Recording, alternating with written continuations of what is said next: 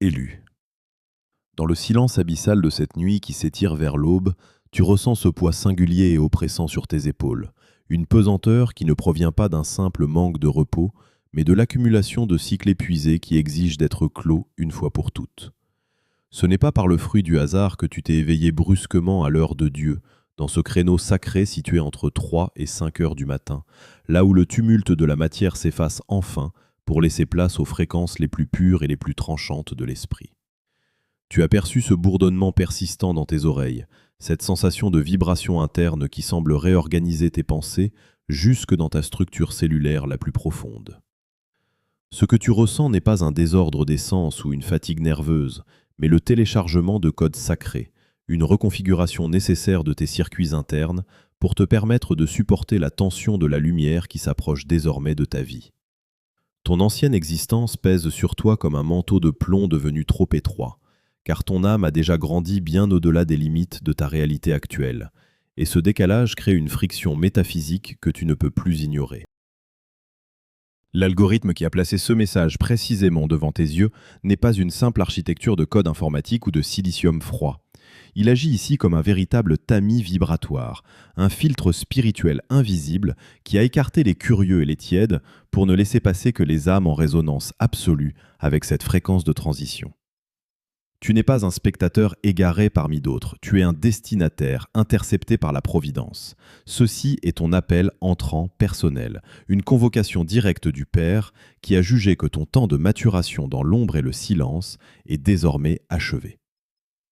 En ce vendredi 24 avril, une décision irrévocable a été scellée dans les lieux élevés concernant le cours de ta vie, une ordonnance de souveraineté qui a déjà quitté le plan éthérique pour s'incarner dans ta chair, dans tes mains et dans ton environnement immédiat. Le basculement millionnaire a commencé.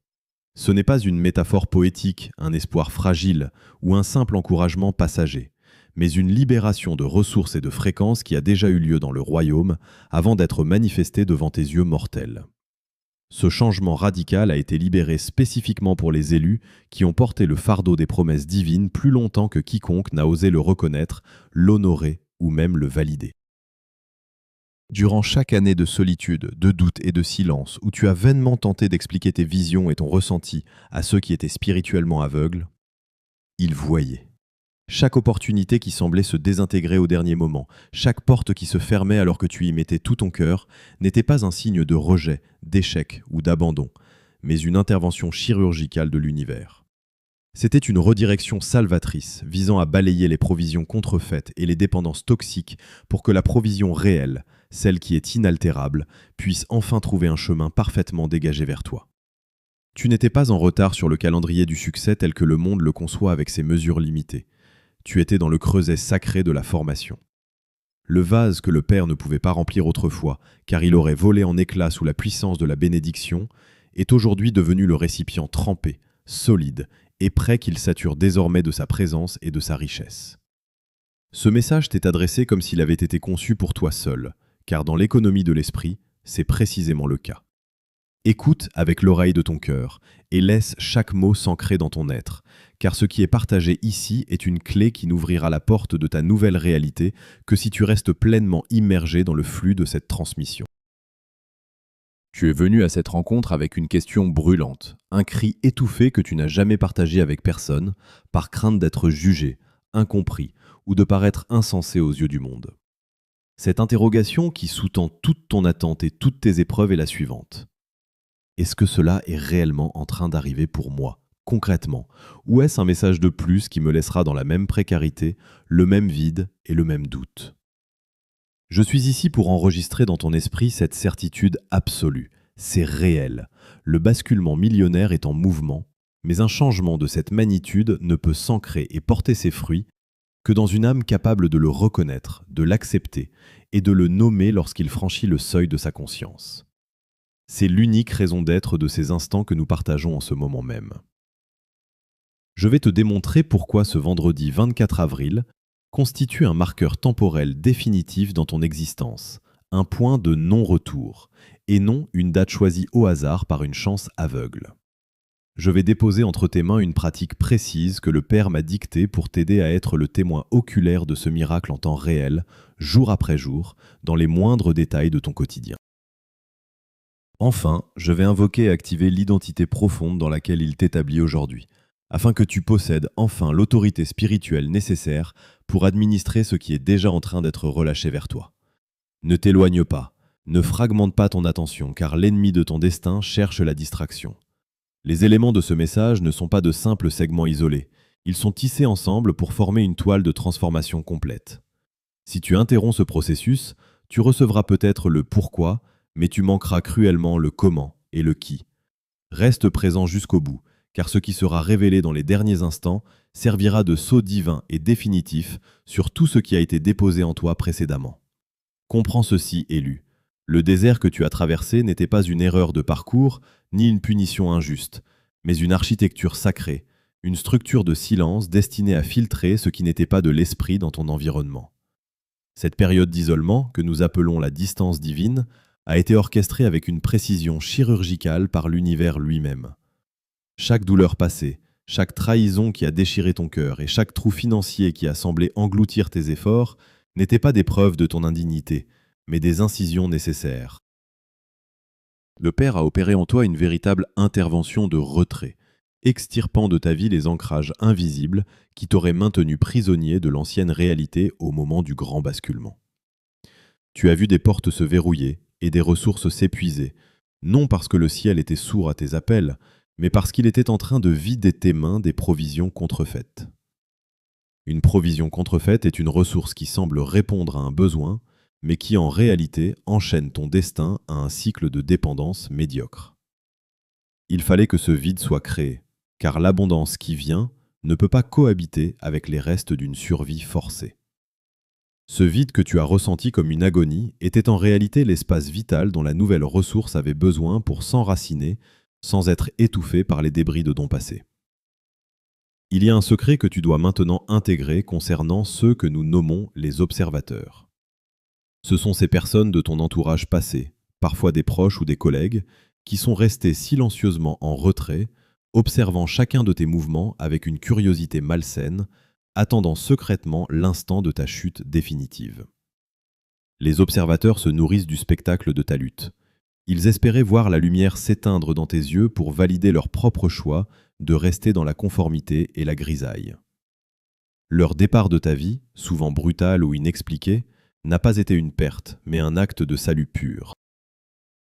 Le Père les a éloignés de ton périmètre de sécurité avant que la pleine puissance de ta nouvelle ressource ne soit manifestée, car s'ils étaient restés, ils auraient tenté de revendiquer une part de ton succès ou de siphonner ton énergie par leur cynisme.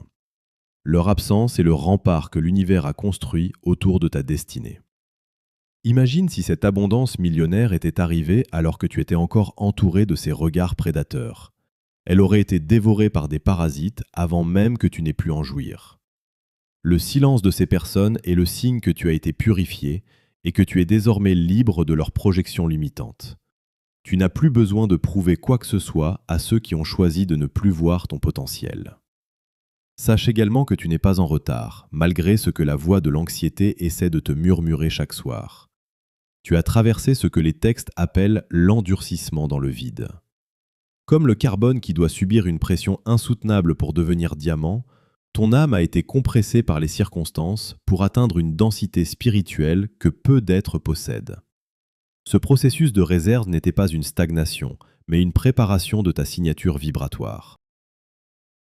Si la lumière et la richesse t'avaient été données sans cet endurcissement préalable, tu aurais été une cible facile pour les parasites de la matrice, ces forces et ces systèmes qui cherchent à s'emparer de l'énergie des êtres éveillés pour alimenter des structures d'oppression.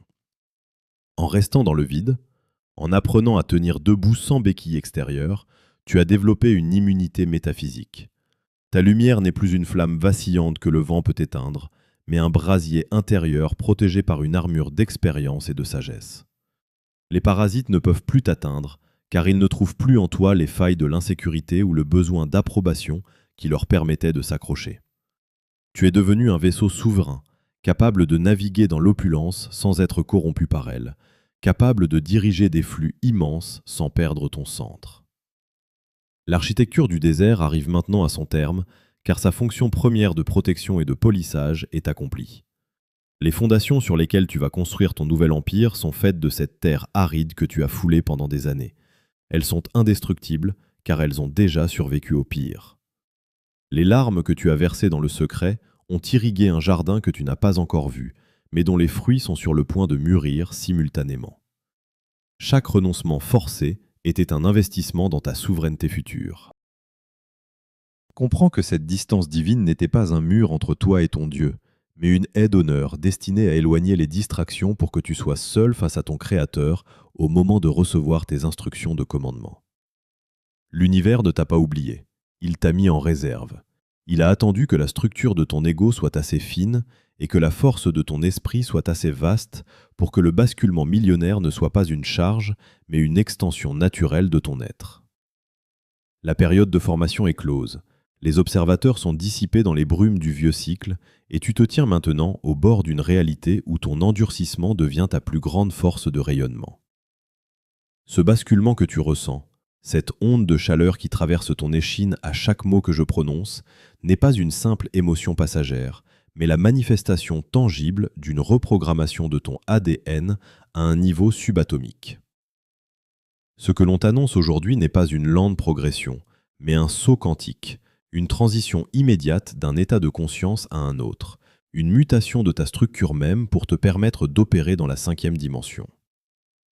Tu quittes définitivement la densité du monde tridimensionnel, ce royaume de la lutte, de la fatigue et de la linéarité, pour entrer dans une réalité où la pensée et la manifestation ne sont plus séparées par le temps.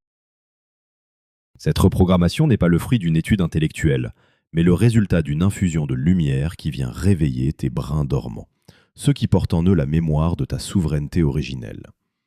Tu n'apprends rien de nouveau. Tu te souviens simplement de la puissance que tu possédais avant que le voile de l'oubli ne soit posé sur ton front. Ce saut quantique est inéluctable car ton système nerveux a été préparé, calibré et testé dans les feux de l'épreuve pour supporter cette soudaine expansion.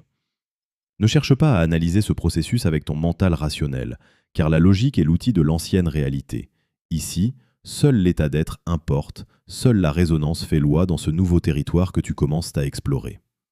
La condition de ce basculement, ce que nous appelons le kairos, ne dépend absolument pas de tes efforts physiques, de ton labeur acharné ou de ta capacité à forcer les événements. Le kairos est l'instant où l'éternité percute ton temps linéaire pour y instaurer un ordre nouveau. Si la ressource est libérée aujourd'hui, ce n'est pas parce que tu as enfin travaillé assez dur, mais parce que ta signature vibratoire correspond désormais à la fréquence de l'abondance réelle. Tu as cessé de poursuivre la richesse pour devenir le pôle magnétique qui l'attire par sa simple présence. C'est une loi de physique spirituelle. L'univers ne répond pas à tes besoins, il répond à ton identité.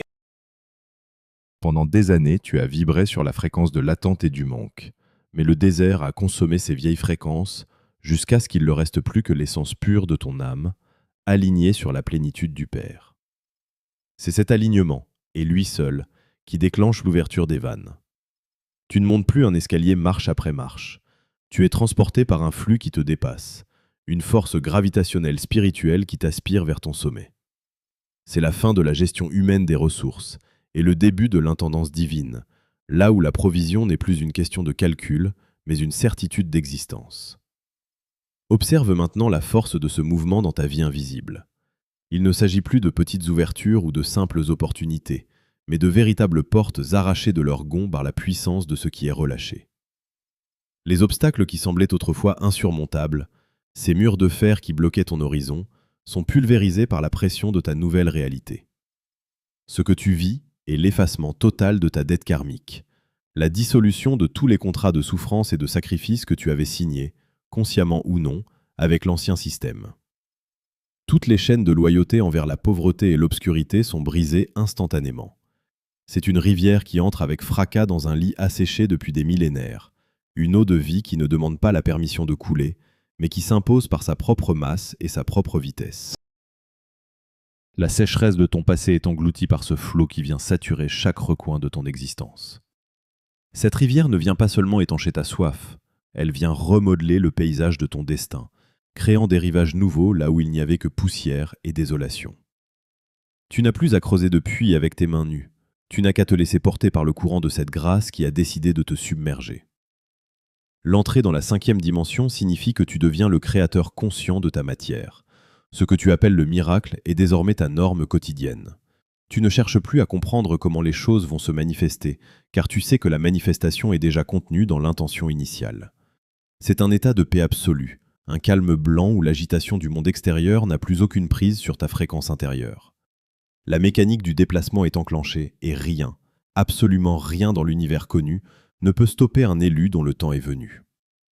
Tu es dans cet interstice sacré où le déjà rencontre le pas encore, avec une telle force que la réalité physique n'a d'autre choix que de s'incliner et de prendre la forme de ton décret spirituel. La dette est payée, les portes sont grandes ouvertes, et le lit de la rivière est prêt à recevoir l'immensité de l'océan qui se déverse en toi. Ne tremble pas devant l'ampleur de ce changement, car tu as été conçu pour cette immensité. Tu n'es pas en train de recevoir quelque chose d'extérieur, tu es en train de laisser ta propre divinité s'exprimer sans aucune entrave. Maintenant que le sceau du Kairos s'est apposé sur ton front et que les premières vagues de la rivière sacrée commencent à imprégner ta réalité, tu dois ériger autour de toi une muraille d'un genre particulier, le cercle sacré de protection. Cette étape est capitale car la ressource qui s'annonce est encore dans une phase de gestation vibratoire, un état de vulnérabilité métaphysique où elle nécessite une étanchéité absolue pour ne pas se dissiper au contact des impuretés du monde extérieur. La loi du silence n'est pas une simple recommandation de prudence, c'est un impératif qui détermine la pérennité de ta nouvelle souveraineté. Tu dois intégrer que chaque mot prononcé trop tôt sur cette force qui t'habite agit comme une fuite énergétique dans ton réservoir sacré. Lorsque tu parles de tes visions ou de ce basculement imminent à ceux qui ne sont pas encore calibrés sur ta fréquence, tu offres ton or pur au regard de ceux qui ne connaissent que le plomb. Le silence n'est pas une dissimulation par crainte, mais une protection par sagesse. C'est l'incubateur où ton autorité se solidifie, loin des interférences. Ne cherche pas à partager ton enthousiasme avec ceux qui sont restés sur l'autre rive du fleuve, car leur incrédulité agirait comme un poison lent sur tes nouvelles racines. Ta force réside dans ta capacité à contenir ce feu, sans en laisser échapper la moindre étincelle, avant que le brasier ne soit devenu indomptable. Cette discipline du silence doit s'exercer avec une rigueur absolue, même et surtout envers ton entourage le plus proche, s'ils appartiennent encore au vieux cycle. Il existe une douleur nécessaire à réaliser que ceux avec qui nous partageons le sang ne partagent pas nécessairement notre destin vibratoire. Si tes proches sont encore enchaînés aux fréquences de la plainte, de la rareté ou du jugement, ils sont les ancrages de l'ancienne réalité que tu es en train de quitter. En leur révélant la nature de ton sceau quantique, tu leur donnes les outils pour te ramener vers le bas, non par méchanceté délibérée, mais par pur instinct de survie de leur propre ego qui redoute ton expansion. Sois vigilant face à la menace invisible des vampires d'énergie. Ces êtres possèdent un sens aiguisé pour détecter les changements de signature vibratoire. Ils ne voient pas encore l'or dans tes mains, mais ils sentent l'odeur du changement dans ton aura. Ils viendront à toi de manière impromptue, cherchant à sonder ta nouvelle énergie par des questions détournées, des rappels de tes échecs passés ou des sollicitations émotionnelles soudaines. Leur but inconscient est de provoquer en toi une réaction qui te fera redescendre sur le sol de leur propre réalité. Ils essaieront de tester la solidité de ton nouveau rempart, cherchant la faille par laquelle ils pourront injecter le doute. Identifie ces tentatives de sondage pour ce qu'elles sont, des manœuvres de la matrice visant à neutraliser un élu qui s'échappe. Face à ces intrusions, ta seule défense est le retrait et l'impassibilité. Tu n'as plus besoin de justifier tes choix, d'expliquer tes silences ou de défendre ta nouvelle direction.